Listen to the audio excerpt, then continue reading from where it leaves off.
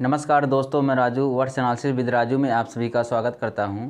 तो हम लोग लास्ट क्लास में पढ़ रहे थे औसत का हम लोग बेसिक पढ़ चुके थे। उससे रिलेटेड कुछ क्वेश्चन हम लोग किए थे, यानी क्वेश्चन किए कि मतलब उस पर प्रैक्टिस काफ़ी किए थे हम लोग। उम्मीद कर रहे हैं आप लोग आगे भी प्रैक्टिस किए होंगे और उससे जितने उस पर क्वेश्चन बनते हैं वो आपसे बन भी गए होंगे।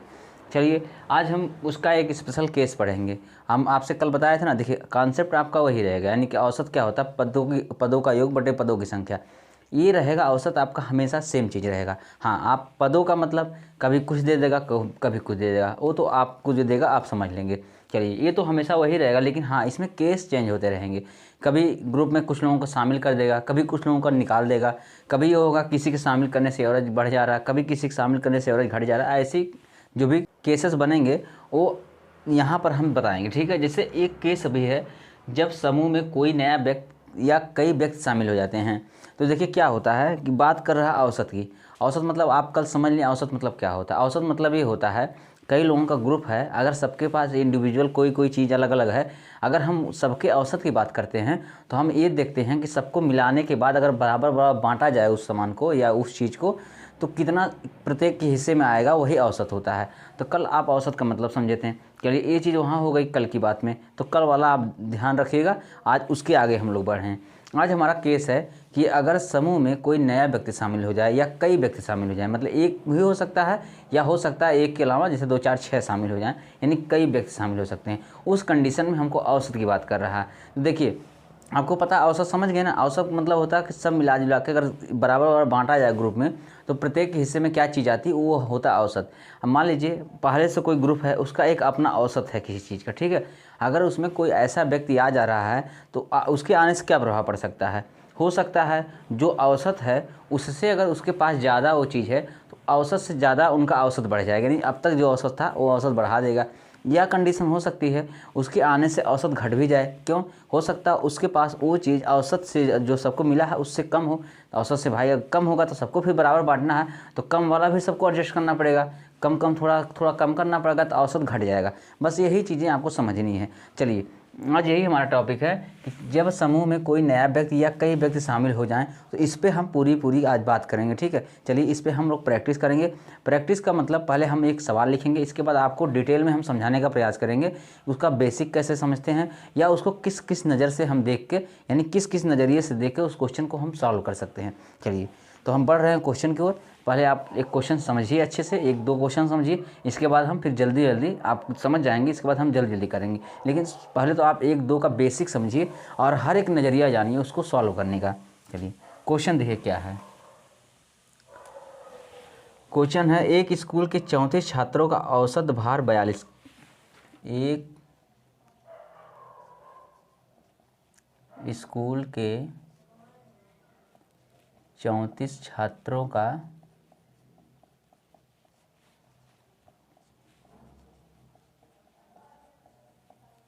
औसत भार 42 है।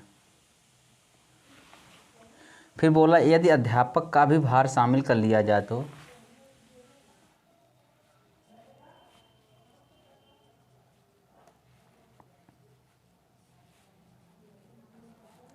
का भी भार शामिल कर लिया जाए तो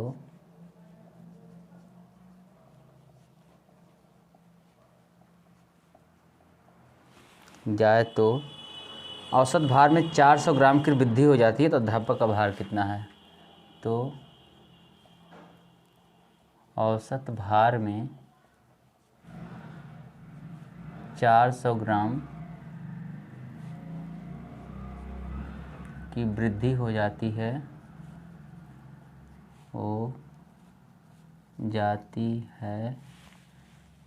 तो अध्यापक का भार ज्ञात करिए।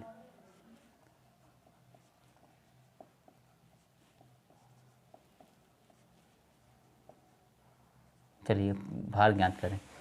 देखिए क्वेश्चन है, पहले क्वेश्चन आप लोग एक बार समझिए फिर इसको हम समझा रहे हैं, ठीक है। क्वेश्चन क्या है कि एक स्कूल के 34 छात्रों का औसत भार 42 है। यदि अध्यापक का भी भार शामिल कर लिया जाए तो औसत भार में 400 ग्राम की वृद्धि हो जाती है। तो अध्यापक का भार ज्ञात कीजिए। देखिए सबसे पहले आप इस चीज़ को समझिए, अगर किसी चीज़ के शामिल होने से या किसी भी व्यक्ति के शामिल होने से औसत भार में वृद्धि हो रही है, तो एक बात आप आंसर चेक के लिए इतना ध्यान रख सकते हैं कि जब भी उस व्यक्ति का भार होगा जो आया, या कोई भी चीज़, अगर उसका जो भी चीज़ होगी इस औसत से अधिक होगा। क्यों अधिक होगा? क्योंकि औसत, अगर औसत जितना रहता तो वही सेम औसत हो जाता है, लेकिन अगर औसत से अधिक वो चीज़ हमको मिल रही बाद में, इसका मतलब उसका जो बाद वाले का भार या जो भी चीज़ होगी वो औसत से ज़्यादा ही होगी। इसी तरह अगर कम हो जा रहा तो अगर औसत के बराबर होता तो औसत जितना ही हो जाता। अगर कहीं औसत घट जा रहा है, इसका मतलब वो औसत से नीचे उसके पास डाटा है, चाहे भार का हो चाहे जो वन ओ हो। ठीक है, चलिए ये है। तो चलिए आप एक बार पढ़िए इसको, इसके बाद हम बता रहे हैं कैसे सॉल्व करना है इसको। देखिए, एक स्कूल के 34 छात्रों का औसत भार 42 है। यदि अध्यापक का भी भार शामिल कर लिया जाए तब औसत भार में 400 ग्राम की वृद्धि हो जाती है। यानी औसत भार अब बढ़ गया इसमें। ठीक है, तो पूछा अध्यापक का भार कितना होगा। तो चलिए देखिए, अब बेसिक रूल क्या है जो कल हम बताए थे उससे सॉल्व करेंगे। इसके बाद फिर आपको किस किस नज़र से देखना है या किस किस नज़रिए से सोचना है वो भी सिखाएंगे। चलिए आप पहले बेसिक रूल से चलिए। तो क्या बोल रहा है, एक स्कूल के 34 छात्रों का औसत भार 42 है। देखिए छात्र हैं 34, औसत भार है 42। तो आप यहाँ लिखिए औसत बराबर पदों की संख्या, पदों का योग बटे पदों की संख्या, पदों का योग बटे पदों की संख्या। ठीक है, पदों की संख्या। चलिए ये है। अब हम देखिए औसत क्या इसका दिया है, 42 दिया है। चलिए हम लिख रहे हैं 42 बराबर पदों का योग हमको नहीं पता है, क्योंकि अब पदों का योग मतलब क्या है, अब यहाँ छात्रों के भार का योग बात करेंगे। ठीक है, तो इस बात को आप कल ही हम समझाए थे। अगर हम बात पद कर रहे हैं तो पद एक ऐसा चीज़ बस डिनोट कर रहा है कि इसकी जगह पे और भी चीज़ें आ सकती हैं डेटा में। ठीक है, तो आप इस चीज़ को समझिए। पद मतलब यहाँ क्या आ जाए, और छात्रों के भार का योग, छात्रों के भार का योग, भार का योग बटे छात्रों की संख्या कितनी है, 34 छात्र है। ठीक है, चलिए अब यहाँ हम सीधे सीधे भार लिख रहे हैं, आप लोग समझ लीजिएगा।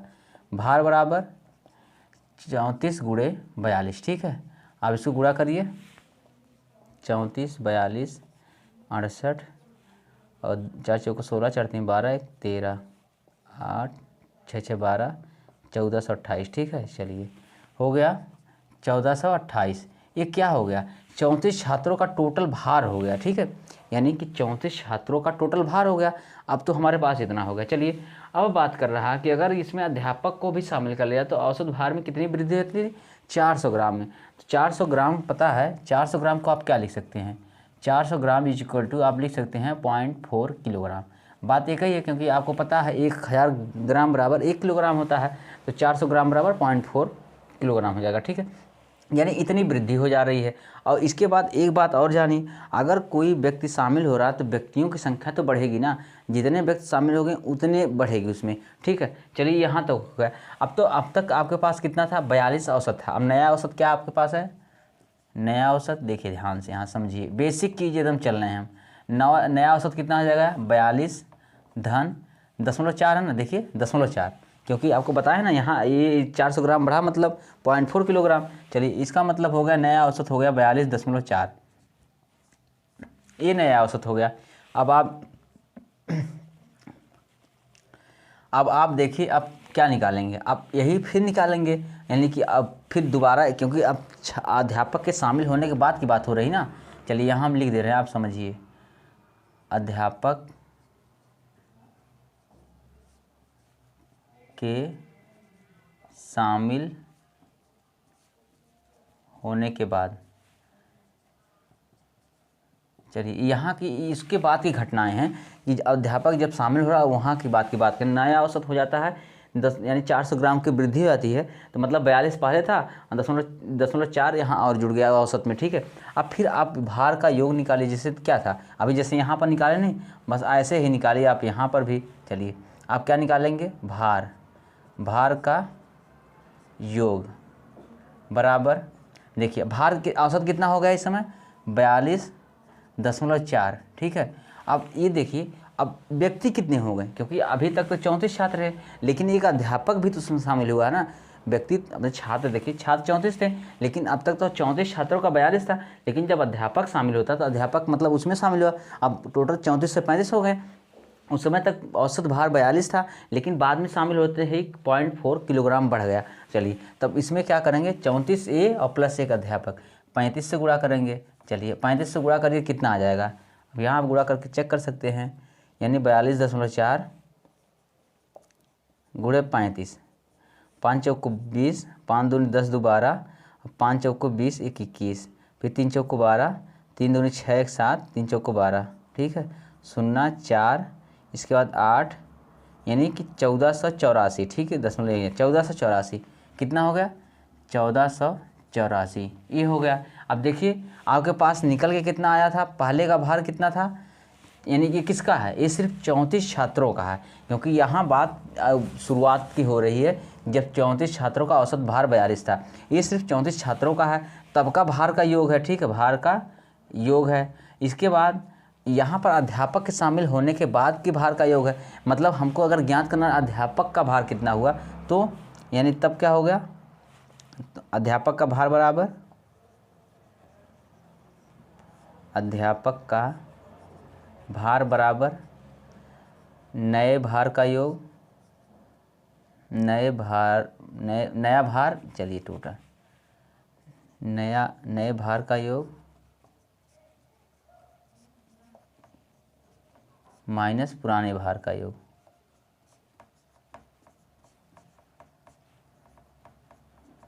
नया कितना है, बराबर 1484 है, और पुराना कितना है, 1428 है, ठीक है। अब 84 में से 28 है, 14 में से 8 है 6, यहाँ बचा कितना 7, 7 में से 2 है 5, यानी 56 इसका हो गया, भार था किलोग्राम, यानी 56 किलोग्राम अध्यापक का भार हो गया, अध्यापक बराबर 56 किलोग्राम। देखिए ये बेसिक चीज़, एकदम बेसिक है, जो कल आप सीखे थे। देखिए अभी हम आपको बस सिखा रहे हैं, आप सोचेंगे कैसे, बाकी हम फिर इसको शॉर्ट बता रहे हैं, कितना जल्दी आप सोच के कर सकते हैं। चलिए देखिए हम बेसिक फिर एक बार समझाते हैं। हमारे पास क्वेश्चन था कि एक स्कूल के 34 छात्रों का औसत भार 42 था, तो हमको पता था कि औसत भार 42 था, तो इससे हम छात्रों के भार का योग निकाल सकते थे, बस वही हम किए। यहाँ भार का योग निकालने के बाद आया 1428। अब दूसरी कंडीशन क्या दिया था, उसमें अध्यापक को भी शामिल कर लिया, शामिल करने के बाद उसके औसत भार में 0.41 किलोग्राम या 400 ग्राम की वृद्धि हो जाती है। चलिए तो अगर अध्यापक भी शामिल हुआ तो 34 से 35 हो गए टोटल लोग। चलिए वहाँ यही चीज़ हम निकालें। अब भार का योग क्या हो जाएगा, देखिए भार का योग कैसे होगा, एक तो जो छात्र थे उनके भार का योग इतना उसमें था ही, और प्लस इसमें अध्यापक का भी कुछ जुड़ा ही होगा। वो कैसे हमको निकला, क्योंकि औसत में वृद्धि हुई 0.4 की, यानी 42.4 हो गया, और 34 से 35 व्यक्ति हुए, तो 35 व्यक्ति को गुणा करने के बाद हमारे पास इतना उसका भार निकल गया टोटल। अब इसमें क्या है, इसमें छात्रों के साथ साथ अध्यापक का भी भार शामिल है, तो हमको अगर अध्यापक का निकालना रहे तो इसमें से इसको घटाएंगे, यानी कि क्या है, अध्यापक सहित जो छात्र हैं उसमें से छात्र वाला घटाएंगे तो अध्यापक वाला बच जाएगा, बस वही हुआ है इसमें। चलिए ये एक रूल हो गया, सिंपल सा, मतलब बेसिक रूल। चलिए इसको आप समझ गए होंगे, हम थोड़ा अलग इसको बता रहे हैं कैसे आप और सोच सकते हैं इसको। चलिए इसको हम मिटा रहे हैं, देखिए आप,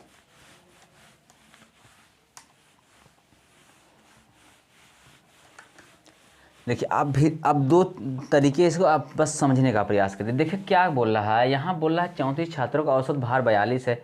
चलिए अगर हम कह रहे हैं अगर अध्यापक का भी भार 42 ही होता तो क्या होता, कोई अंतर औसत में हो नहीं होता ना, मतलब अंतर औसत में नहीं होता था, औसत वही रह जाता है। लेकिन इसका मतलब औसत में बढ़ोतरी हो रही है, तो कहीं ना कहीं अध्यापक का भार जो अब तक भार था, औसत भार 42 था, उससे ज़्यादा ही होगा। ज़्यादा है तभी औसत डिस्टर्बेंस होगा। अगर औसत के बराबर ही उसका भार रहता तो औसत सेम पड़ा रहता। आपको बताया थे ना कि जो अगर बराबर सब चीज़ें बढ़ रही हैं, तो अगर बराबर भी कोई शामिल हो जाए तो भी उतना ही आएगा औसत। लेकिन यहाँ पर औसत डिस्टर्ब हो रहा है, यानी कि औसत बढ़ रहा है, तो कहीं ना कहीं इसका जो भार है औसत से ज़्यादा होगा। चलिए वो तो बात अलग की है, हमको निकालना अध्यापक का भार कितना है। ठीक है, अध्यापक का भार निकालने के लिए सबसे पहले आप देखिए, अगर देखिए अब यहाँ समझिए आप ध्यान से, अध्यापक का भार, अध्यापक का भार, देखिए दो नज़रिए है। पर ये पहला नज़रिया देखिए, अगर मान लीजिए अध्यापक का भी भार वही रहता 42 रहता, तो औसत कितना हो जाता 42 ही रहता।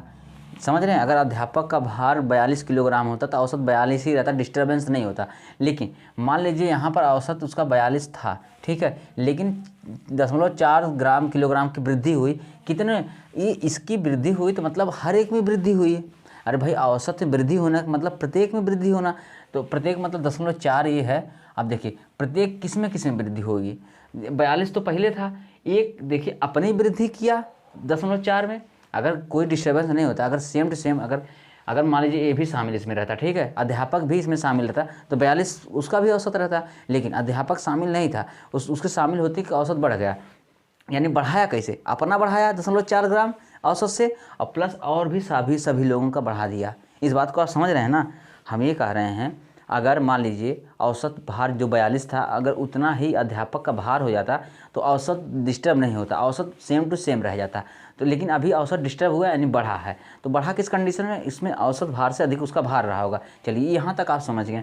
हम कह रहे हैं मान लीजिए अगर अध्यापक के शामिल होने पर भी अगर औसत भार 42 ही रहता तो क्या होता, 42 मान लीजिए हम 42 होता, चलिए ठीक है, लेकिन हम आगे बढ़ रहे हैं, क्या हुआ उसमें 400 ग्राम की वृद्धि हुई। तो मान यहाँ हम माने उसका भी भार 42 ही था, औसत भार 42 ही था, लेकिन वृद्धि हुई तो क्या क्या वृद्धि हुई, एक तो अपने भी भार में 400 औसत से अपने भी भार में 400 ग्राम की वृद्धि किया, और प्लस जो 34 छात्र थे उनमें भी 400 ग्राम की वृद्धि किया है। मतलब 34 छात्र प्लस एक अध्यापक बराबर 35 लोगों में वृद्धि किया 0.4 ग्राम की। देखिए अगर यहीं तक रहता तो 42 यहीं रहता, लेकिन ये इतना बढ़ा हुआ उसका, इस औसत से इतना बढ़ी हुई चीज़ है, समझ रहे हैं ना। ये औसत तो 42 सेम रहता है, लेकिन उससे बढ़ जा रही है। कितने लोगों का औसत बढ़ रहा है, एक तो उसका खुद का है 400 ग्राम बढ़ा औसत से, और प्लस 34 और छात्रों का औसत से 400 ग्राम बढ़ा दिया। चलिए अब देखिए बस यही चीज़ आपको समझिए, 42 प्लस इसके बाद कितना हो जाएगा, 4 5 20, 4 3 12, 12 2 14, ठीक है, ये हो गया 14, और 42 में आप 14 जोड़ेंगे तो 56 आ गया। ये हो अध्यापक का भार। देखिए आप इसको समझिए बस, अध्यापक का भार।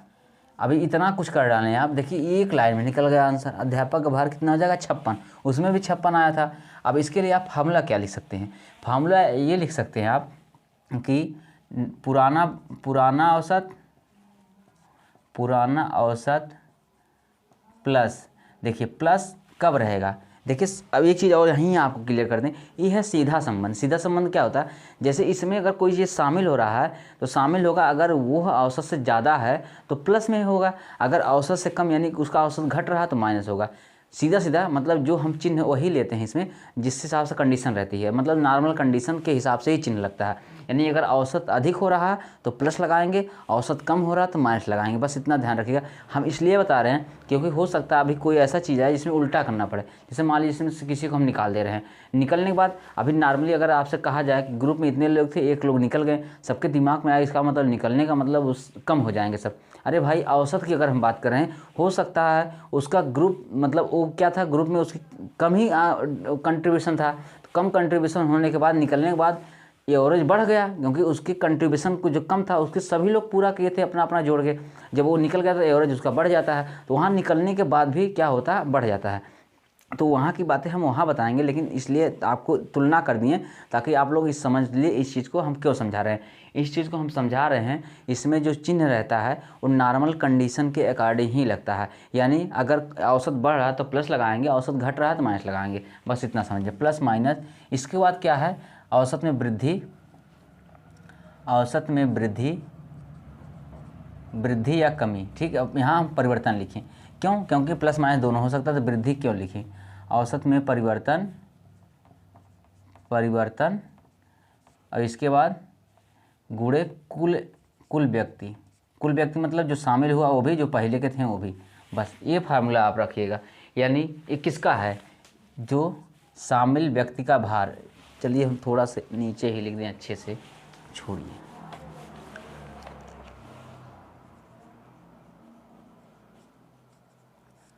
शामिल व्यक्ति का भार बराबर पुराना औसत प्लस माइनस, इसके बाद क्या हम कर सकते हैं, औसत में परिवर्तन,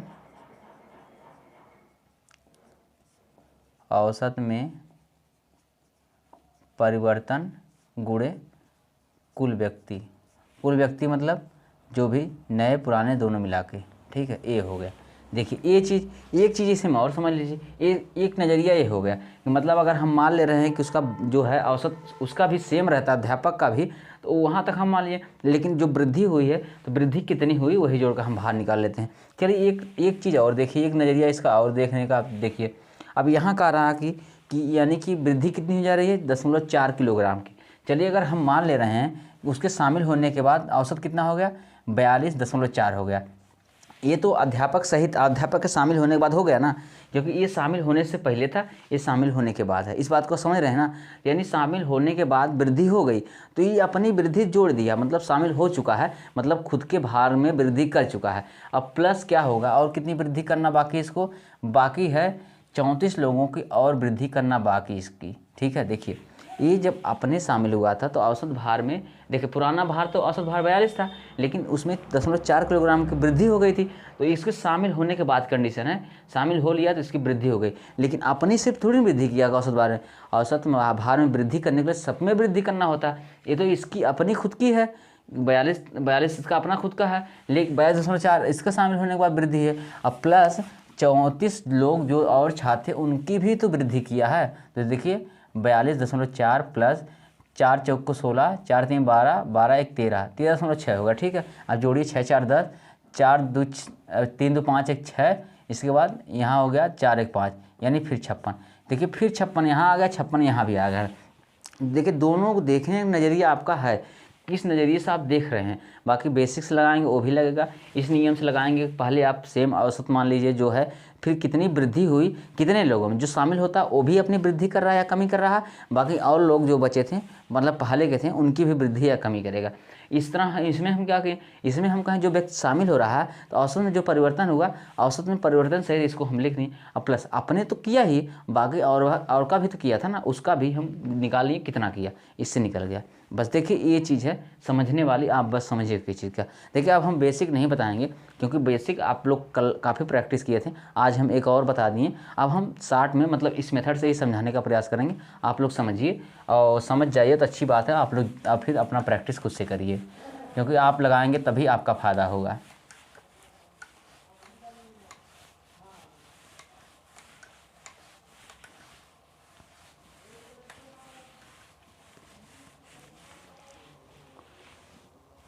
चलिए अगला क्वेश्चन क्या है, सचिन की 11 पारियों का एक निश्चित औसत है।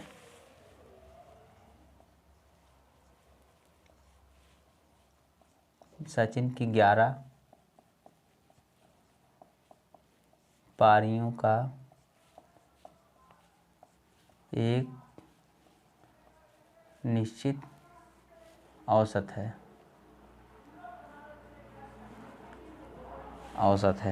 बोल रहा है उसने अपनी 12वीं पारी में 120 रन बनाकर, उसने अपनी 12वीं पारी में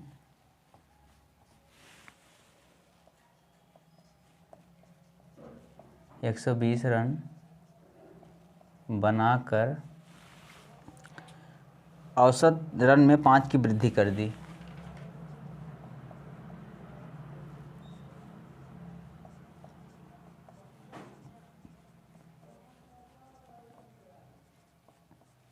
वृद्धि कर दी तो नया औसत क्या है, नया औसत क्या है। चलिए इसको समझने का प्रयास करिए। देखिए क्वेश्चन क्या कह रहा है, क्वेश्चन क्या रहा है कि सचिन की 11 पारियों का एक निश्चित औसत था, हमको पता नहीं लेकिन हाँ 11 पारी तक जब वो खेला था तब उसका एक निश्चित औसत था 11 पारियों का। लेकिन जैसे ही 12वीं पारी खेला तो वो क्या है 120 रन बनाया उसमें, और उसमें औसत रन में 5 की वृद्धि कर दी, यानी औसत में 5 की वृद्धि कर दी, यानी 12 पारी खेलने के बाद की बात हो रही है, यानी 12वीं पारी भी उसमें शामिल है, यानी 5 की वृद्धि कर दी। तो कह रहा नया औसत क्या है। तो चलिए अब इसको आप ध्यान समझने का प्रयास करिए, क्या कह रहा है। जैसे हमको पहले का औसत नहीं पता था, चलिए जो भी रहा होगा हमको नहीं पता है, लेकिन क्या कह रहा है कि 120 रन जब बनाया ना तो कह रहा है कि 12वीं पारी में 120 रन बनाया, तो कह रहा है जो 12 पारी में 120 रन बनाने के बाद औसत में 5 की वृद्धि हो गई। तो अगर हम कह रहे हैं 12 पारी में अगर 5 की वृद्धि हो रही है तो कितना हो जाएगा, देखिए 12 पारी, क्योंकि 11 पारी खेल लिया था, 12वीं पारी में खेल के 120 रन बनाया है, यानी कि वृद्धि करने के लिए कितना एक्स्ट्रा होना चाहिए, सेम चीज़ से वृद्धि करने के लिए कितना एक्स्ट्रा होना चाहिए, यानी कि 11 प्लस 1 12वीं पारी, 12 पारी में कितनी वृद्धि हुई, 5 की, ये टोटल कितने रन की वृद्धि हुई इसमें, 12 पचे 60। ये जो 60 रन है ना, 60 रन उसके औसत से ज़्यादा हुए थे। इस बात को समझ रहे हैं ना आप, यानी कि जो 60 रन है, अब देखिए फिर से समझिए आप, कह रहा है कि 11 पारियों का एक निश्चित औसत था, उसने 12वीं पारी में 120 रन बनाकर 5 की वृद्धि कर दी। अगर देखिए 12वीं पारी में 120 रन बना के 5 की वृद्धि की है, इसका मतलब ये जो 120 रन है पिछले औसत से ज़्यादा होगा, पिछले औसत से ज़्यादा होगा तभी औसत में वृद्धि हुई। चलिए वो तो बात हमको मालूम चल गई, लेकिन बोल रहा है ना 12 पारी में 5 रन, 12 पारी 12वीं पारी में जब खेला तो जितना भी रन बनाया उसके बाद पूरा ओवरऑल औसत था उसमें 5 की वृद्धि हो गई। मतलब अगर देख रहे हैं वृद्धि की हम बात कर रहे हैं तो हर एक पारी में हुई थी, यानी कि 12 पारी टोटल मिला के 5 की वृद्धि हुई, तो टोटल आप कह सकते हैं 12 पच्चीस 60, यानी औसत से 60 की वृद्धि हो चुकी है। क्योंकि अगर यहाँ पर इसका देखिए अब टोटल 120 बनाया था ना, ये वृद्धि कितनी है, वृद्धि है 60 की, ठीक है, ठीक है। अब इसका मतलब इसमें इसके पहले क्या था रन, पहले का रन कितना था, पहले का रन औसत कितना हो गया, 120 माइनस 60 बराबर 60। क्यों 60 आ रहा है, देखिए फिर से समझिए आप, क्योंकि हमसे बोला कि 12वीं पारी में जब खेला तो रन ज़्यादा बना दिया, औसत से काफ़ी ज़्यादा बना दिया, और इतना ज़्यादा बना दिया कि ओवरऑल जो औसत था अभी तक उसमें 5 की वृद्धि हो गई। मतलब 11 तक जो भी था, लेकिन 12वीं खेलते इतना बना दिया, 5 की वृद्धि हो गई। तो आपको पता है अगर 5 की वृद्धि हो रही तो सब में वृद्धि हुई होगी, अभी जस्ट पीछे हम लोग की, यानी 12 पारी में अगर 5 की वृद्धि हो रही है, हर एक पारी में टोटल 12 पारी में 5 की वृद्धि हुई, इसका मतलब टोटल वृद्धि 60 हो गई, मतलब 60 वृद्धि हो गई। तो इसका मतलब 120 रन बनाया ही था, 120 रन बनाया था, तो उसके पास वृद्धि के अतिरिक्त जो रन बना वही तो उसका औसत रहा होगा ना, क्यों औसत से ही देखो रहा ना, तो यानी कि 60 तो पहले था। अब देखिए औसत यही हो गया, औसत कितना हो गया, पुराना औसत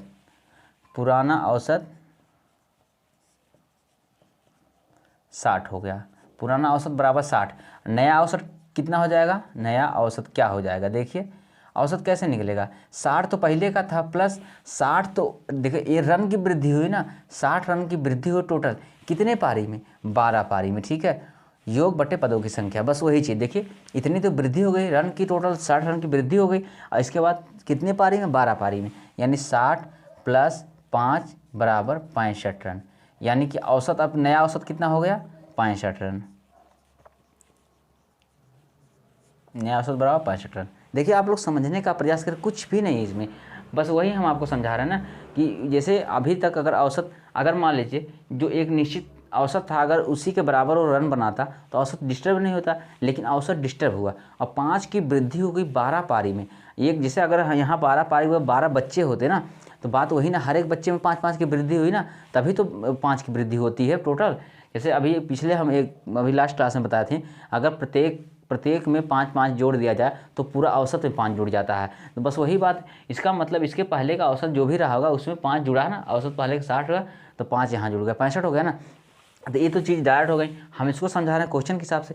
क्वेश्चन कहा 120 रन बनाया तो 12वीं पारी के बाद 5 की वृद्धि हो गई, यानी कि 12 पारी खेलने में 5 की वृद्धि हुई तो कितनी टोटल वृद्धि, औसत में वृद्धि हुई तो टोटल कितनी रन में वृद्धि होगी, तो 12 पारी गुणे 5 की जो औसत में वृद्धि हुई हो बराबर 60 रन की वृद्धि हुई। तो 60 रन की वृद्धि हुई, इसका मतलब जो नॉर्मल रन कितना होना चाहिए था सेम औसत होने के लिए, 120 में से घटाएंगे 60, मतलब जो बचा हुआ संयोग से भी 60 बच गया, यानी कि नॉर्मल रन 60 ही होना चाहिए था, लेकिन यहाँ पर 60 की वृद्धि हो गई, यानी कि 60 जो नॉर्मल रन होता वही उसका औसत रहता, औसत तो सेम पुराना वाला वही था, लेकिन हमको नया निकालना है। तो 60 ये तो पुराना वाला जो ये निकला था प्लस वृद्धि कितनी हुई थी वही उसमें, और 12 पारी में टोटल मिला के वृद्धि हुई, तो 60 बटे 12 बराबर 5, यानी 60 प्लस 5 बराबर 65, ये हो गया नया औसत। देखिए कुछ नहीं है, बस आप समझिए कैसे क्या लग रहा है, आप समझने लगेंगे ना तो ये सब कुछ है नहीं। चलिए अगला क्वेश्चन हम लोग देख रहे हैं। देखिए वैसे बहुत डिटेल में समझाते हैं, कभी कभी हमको लग रहा है कि आप ही लोग ना समझ के बोर होने लगिए कि इतना डिटेल में समझाते हैं, क्या करें। चलिए क्वेश्चन क्या है, एक नाव में बैठे 5 व्यक्तियों का औसत 38 किलो है। एक नाव में बैठे 5 व्यक्तियों का औसत भार 38 केजी है। ठीक है, इसके बाद बोल रहा है उसी नाव का और उसमें बैठे व्यक्तियों का औसत भार 52 है। या हम कह सकते हैं नाव सहित व्यक्तियों का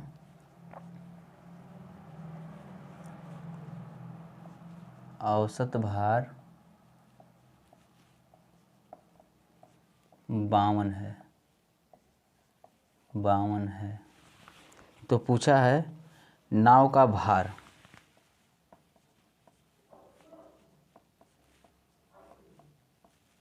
चलिए क्वेश्चन समझिए, इसके बाद हम लगा रहे हैं। क्वेश्चन कह रहा है कि एक नाव में बैठे 5 व्यक्तियों का औसत भार 38 किलोग्राम है। ठीक है, इसके बाद कहा नाव सहित व्यक्तियों का भार 52 किलो। मतलब अब जाहिर सी बात है, अगर मतलब औसत बढ़ रहा है नाव को लेने के बाद, इसका मतलब जो नाव है, अगर नाव को मिला रहे हैं तो औसत बढ़ रहा है, इसका मतलब नाव इसके औसत भार से ज़्यादा है। हो जाहिर सी बात, कॉमन सेंस भी नाव ज़्यादा ही होगी, क्योंकि व्यक्ति से नाव अधिक भारी होती है। लेकिन अब यहाँ ज़रूरी नहीं है, लेकिन हाँ जो क्वेश्चन है आप उसी हिसाब से सोचिए कि जो अगर औसत बढ़ रहा है इसका मतलब नाव का वजन इन सबसे ज़्यादा होगा। अब पूछ रहा नाव का भार क्या है। चलिए अब आप इसमें अच्छे से आराम से निकाल सकते हैं क्या हो सकता है। जैसे देखिए क्या है, पहले बोला 5 व्यक्तियों का औसत भार, आप बेसिक से भी निकाल सकते हैं, बहुत जल्दी निकल जाएगा। आप डायरेक्ट भी निकाल सकते हैं। चलिए हम बेसिक से निकाल रहे हैं, डायरेक्ट दोनों से निकाल रहे हैं। जैसे 5 व्यक्ति का भार कितना है, देखिए कुल व्यक्तियों का भार क्या है, कुल व्यक्तियों का भार, व्यक्तियों का कुल भार। ठीक है, अब यहाँ कुल व्यक्तियों का भार नहीं है, मतलब कुल भार व्यक्तियों का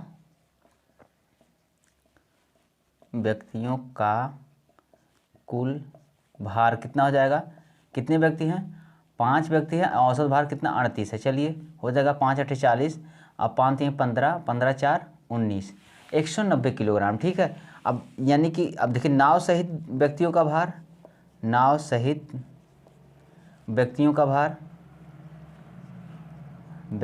भार क्या हो जाएगा। देखिए अब नाव सहित मतलब 5 व्यक्ति एक नाव, 6 हो जाएंगे टोटल। अब भार कितना था औसत 52, 6 दूनी 12, 6 25 30, 1 31 हो गया। कितना हो गया 312 और ये हो गया 190। तो नाव का भार कितना हो जाएगा, नाव का भार देखिए नाव सहित व्यक्तियों में से व्यक्तियों का भार निकाल देंगे, नाव का बच जाएगा, यानी 312 माइनस 190, 2 11 में से 9 जा 2, इसके बाद 2 में से 1 जा 1, 122 किलोग्राम नाव का भार आ गया। चलिए आप बेसिक्स इस तरह निकाल सकते हैं। आप टोटल देखिए टोटल व्यक्तियों का भार निकालिए अलग, इसे नाव सहित व्यक्तियों का भार निकाल लीजिए। इसके बाद जब नाव भी शामिल हो गई दूसरे वाले कंडीशन में, तो आप नाव का भार निकालने के लिए दूसरे वाले नाव सहित व्यक्तियों का जो भार था उसमें से व्यक्तियों का भार निकाल देंगे तो नाव का ही बच जाएगा। चलिए ये तो हो गया आपका बेसिक रूल। आप कॉन्सेप्ट चलिए, जैसे मतलब इस तरह से कैसे आप सोचेंगे कैसे। देखिए क्या कह रहा है कि यानी कि एक व्यक्ति के शामिल होने के बाद उसमें 52 की वृद्धि हुई। देखिए सबसे पहले अगर मान लीजिए नाव नहीं शामिल होती, देखिए आप यहाँ समझिए, इसको आंसर तो आ गया यहीं पर। अगर मान लीजिए नाव नहीं शामिल थी तब तक व्यक्ति मतलब उन सब का भार कितना था 38 था। ठीक है 38 था औसत, लेकिन नाव के शामिल होते ही नाव क्या की औसत भार में वृद्धि कर दी। यानी कि आप 52 में से 38 घटाएंगे कितना आएगा, 38 2 40, 40 और 40 10 50 2 52, यानी 14 की आपसे पता है ना 14 की वृद्धि कर दी, यानी परिवर्तन प्लस किया है ना। इसके बाद व्यक्तियों में कितनी वृद्धि की, एक तो नाव अपना वजन था वो भी तो वृद्धि की ही, और प्लस जो 5 व्यक्ति थे उनके भी वजन में वृद्धि की ना। कैसे समझिए आप इस बात को। अगर नाव सहित उसका वजन 38 होता तो 38 हो जाता। अगर नाव का भी वजन होता 38 तो एवरेज 38 निकल गया था। लेकिन नाव का वजन जो है 38 नहीं है, 38 तो नॉर्मल कंडीशन में होता। लेकिन अब क्या की, नाव वृद्धि कर दी है औसत में, यानी अपनी वृद्धि की भी है, साथ में 5 और व्यक्तियों के भार में वृद्धि की है। यानी कि टोटल अंतर कितना आ गया, 52 नया औसत आ रहा ना, व्यक्तियों का नया औसत है। यानी कि पुराना 38 था, नया तो वृद्धि कितनी की प्रत्येक में, 14 की। अपने साथ साथ 5 व्यक्तियों को भी की, मतलब 14 × 6 यानी 38 धन 14, 14 6 84। ठीक है, कितना आ जाएगा, 8 4 12, 8 3 11 1 12। देखिए यहाँ भी 122 किलोग्राम आया। वही चीज़ अभी आप बताए थे, नया भार कैसे निकालेंगे, पुराना औसत धन किस कंडीशन में, जब औसत वृद्धि हो रही है, यानी कि औसत में परिवर्तन गुणे कुल व्यक्तियों की संख्या है। बस वही चीज़ निकल के आ गई।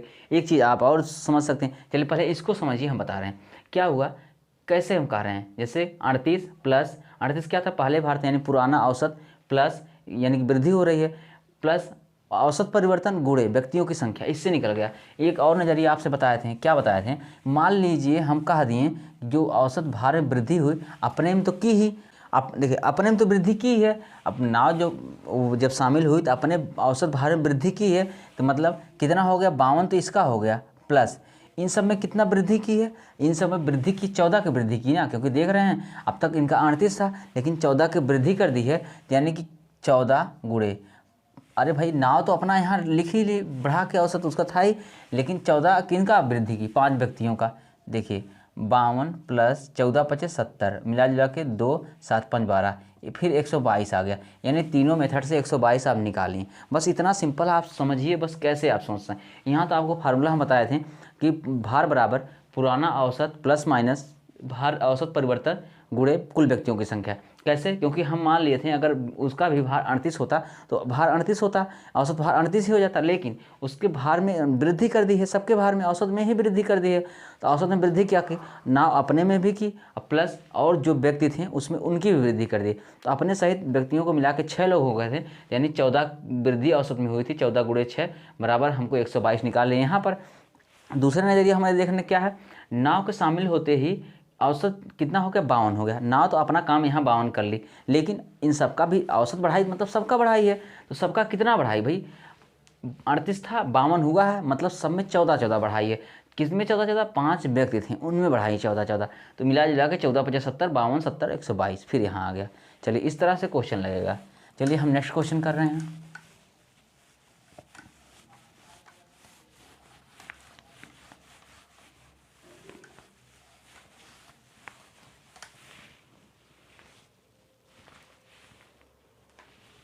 देखिए नेक्स्ट क्वेश्चन क्या है, 30 संख्याओं का औसत 40 है, यानी कि 30 संख्याओं का औसत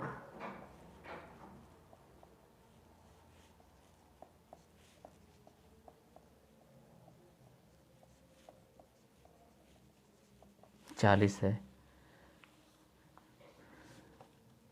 फिर चलिए इसके पहले एक और, चलिए इसको हम लगवा दें फिलहाल, तथा 40 संख्याओं का औसत 30 है, तथा 40 संख्याओं का औसत 30 है।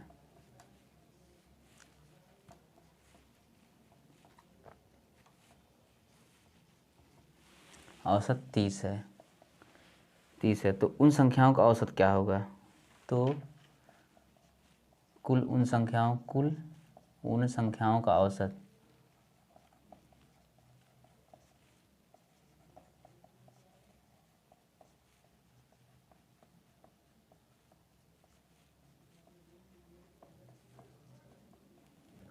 चलिए ये कल एक क्वेश्चन नहीं था आपको, x संख्याओं का औसत y², y संख्याओं का औसत x², बस सेम क्वेश्चन है, इसमें डेटा दे दिया, उसमें x y भी दिया था। तो इसमें आप क्या करेंगे, देखिए कह रहा 30 संख्याओं का औसत 40 है, तो 40 संख्याओं का औसत 30 है, तो कुल संख्याओं का औसत कितना होगा। अरे भाई आप ऐसा निकालने के लिए कितना, आप इनका योग निकालिए, इन संख्याओं का योग निकाल लीजिए, प्लस इन संख्याओं का योग निकाल लीजिए, और टोटल योग बटे टोटल संख्याओं की संख्या, बस वही करना है आपको। चलिए 30 संख्याओं का योग कितना हो जाएगा, 30 संख्याओं का योग कितना हो जाएगा, योग कितना हो जाएगा 30, भाई 30 संख्या है, औसत कितना इनका 40 है, बराबर 1200। चलिए इनका योग हो गया, चलिए यहाँ तक हो गया। अब 40 संख्याओं का योग कितना है, जो अन्य दूसरे वाला कंडीशन है। आप इसको समझ रहे हैं ना कहाँ से निकला, यानी कि औसत बराबर पदों का योग बटे पदों की संख्या। तो हमको औसत पता है, पदों की संख्या पता है, पदों का योग नहीं पता, तो पदों का योग निकाल लिए। तो 40 संख्याओं का योग बराबर 40 संख्या है, औसत कितना है इनका 30 है, ये भी हो गया 1200। चलिए दोनों हो गए 1200। ये तो आपके पास टोटल कितना कुल योग कितना हो गया, कुल संख्याओं का योग, संख्याओं का योग बराबर 1200 प्लस 1200, टोटल हो गया 2400। कुल संख्याओं का औसत कितना हो जाएगा, कुल संख्याओं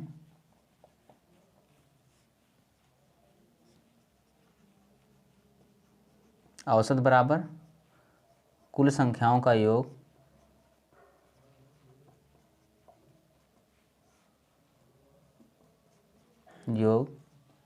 बटे कुल संख्याओं की कुल संख्या। ठीक है, कुल संख्या योग कितना है, देखिए 2400 है, 2400 है।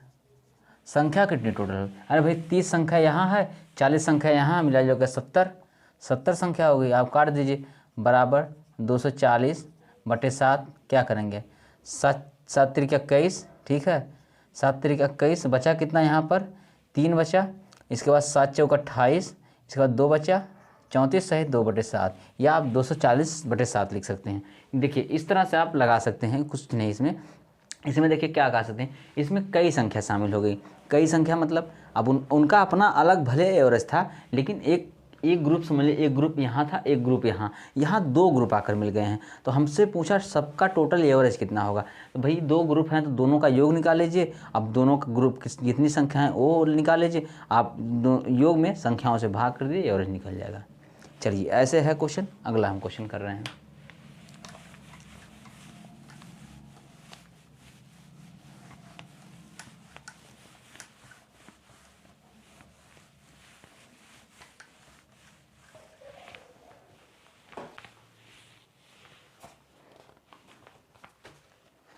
ये सब हो ही गया। चलिए एक कॉन्सेप्ट है, कॉन्सेप्ट हम कल बताएंगे, थोड़ा टाइम ज़्यादा हमको लग रहा है काफ़ी हो गई। एक क्वेश्चन और कर लेते हैं, इसके बाद अगला जो भी नेक्स्ट क्लास में करवाएंगे। एक विद्यालय की 20 व्यक्तियों की औसत आयु 14 वर्ष है।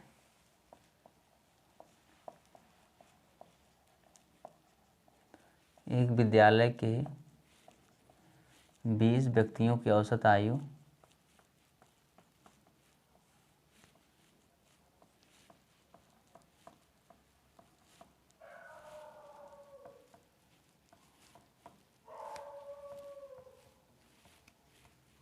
14 वर्ष है। 19 और 20 वर्ष के 2 विद्यार्थी को प्रवेश लेने पर विद्यार्थियों की नई औसत आयु क्या है। चलिए 19 और 20 वर्ष के 2 नए विद्यार्थियों के प्रवेश लेने के बाद नया औसत क्या है। नया औसत क्या है। चलिए क्वेश्चन बहुत ही सिंपल है, चलिए इसको समझा रहे हैं। क्वेश्चन क्या है, बोल रहा है कि विद्यालय में 20 व्यक्तियों की औसत आयु 14 थी। तो 20 व्यक्ति थे, उनकी औसत आयु हमको पता है, तो उनकी आयु का योग हमको मालूम चल जाएगा। अरे भाई औसत दिया है और व्यक्तियों की संख्या यानी कि विद्यार्थियों की संख्या दिया, तो योग तो निकल ही जाएगा। इसके बाद बात करा 19 और 20 वर्ष के 2 और भी विद्यार्थी शामिल हो गए, यानी विद्यार्थियों की संख्या 2 बढ़ गई और उनके जो आयु था वो भी बढ़ गए। आयु मतलब 19 और 20 के थे। चलिए इससे आप निकालिए पहले 20 विद्यार्थियों के आयु का योग, 20 विद्यार्थियों के आयु का योग कितना होगा। अरे भाई 20 विद्यार्थी हैं, 14 इनका औसत था, तो 14 28 यानी 280, यानी 280 टोटल अब तक आयु थी जितने। अब नए विद्यार्थी शामिल होने के बाद योग, नए विद्यार्थियों के शामिल होने के बाद योग अब भाई कितने विद्यार्थी हैं, 2 विद्यार्थी शामिल हुए। पहले तो टोटल कितना 280 इनका पहले से था, लेकिन अब इसमें शामिल कितना कितना हुए, 19 है प्लस 20 है। ठीक है, टोटल कितना हो गया 280, इधर हो गया 300 और यहाँ 319 हो गया। ठीक है, अब कुल औसत कितना निकल जाएगा, कुल योग बटे कुल संख्या,